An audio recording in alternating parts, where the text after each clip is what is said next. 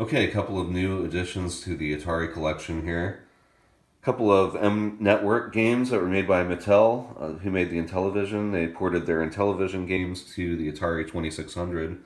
So this is Astro Blast, which is the Atari version of, I think it was called Astro Smash for the Intellivision.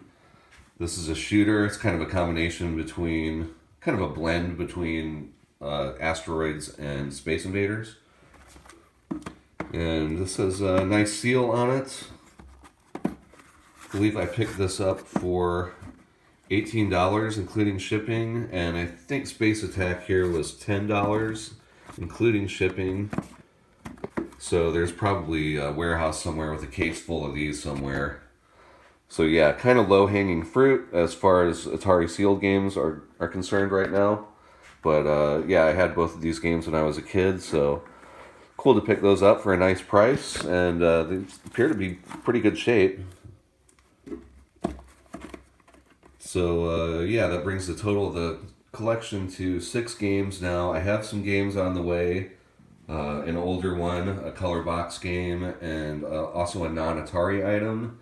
And I bought the manual and the little manual supplement for Star Master, Activision Star Master, which I've been playing a lot of lately. And it's kind of their take on Star Raiders. It's pretty much the same game with a couple of little added tweaks and updates. And been enjoying playing that a lot. Also been playing Star Voyager, the Magic. It's not really as much. It's similar to the Star Raiders concept, but it's a little bit more combat oriented.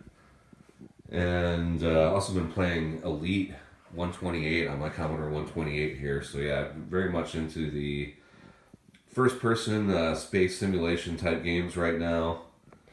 I got Solaris over here running off the Harmony cart. So yeah, update to the console. Obviously got it working. So the S-video signal looks great. The stereo audio is cool. The composite video output is not working. So I'm not sure if I messed something up there when I broke off that pin and then soldered that wire in to fix that. I don't know. Maybe I overheated a part doing the soldering on the board, messed up the composite video somehow. I've been through it with the continuity tester. Everything looks fine, so I can't figure it out, and I'm just going to leave it as it is now because, yeah, all I really wanted was a nice clean S-video signal and audio anyway. So yeah, I've got the stereo audio, the S-video. The audio is running into, this is a mono monitor. What's plugged into the front panel here is my CX5M here, so I can go back and forth between the CX5M and the Atari. The Atari is plugged into the S-video. The separate Chroma Luma inputs on the back here.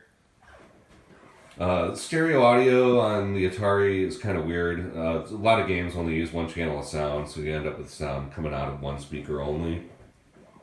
But for the games that use a lot of sound effects, where they're bouncing back and forth between channels, it's pretty cool. Like Solaris has some really cool stereo sound stuff going on. But just depends on what you want to do. I wouldn't say it's essential if you're doing a video mod to an Atari to do stereo sound. It depends on what you're doing. If you're plugging it into a mono TV or a mono monitor, you might want to skip that and tie the two channels together.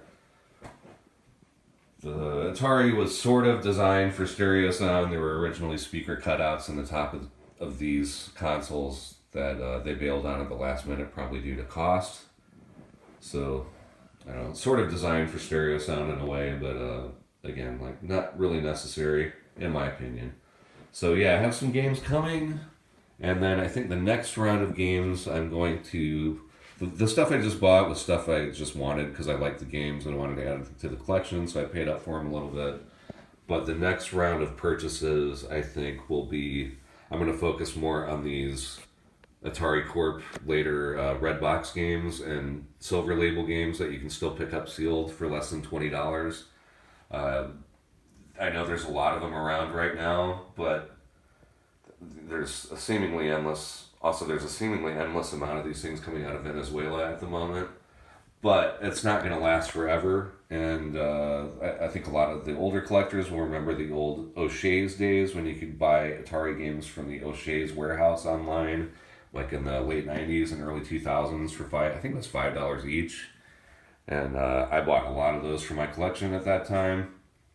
Like I've gone over in previous videos, I've I no longer have any of my old Atari stuff. I'm rebuilding it, collection from scratch here. But yeah, the O'Shea's days are long gone, unfortunately. But I think that's what's going to happen with these $20 sealed games too. $20 and under ones, they aren't going to be around forever. So I'm going to next focus on grabbing all those up that I can, and then go back to focusing on titles that I just want to have in the collection because they have some kind of personal connection to me.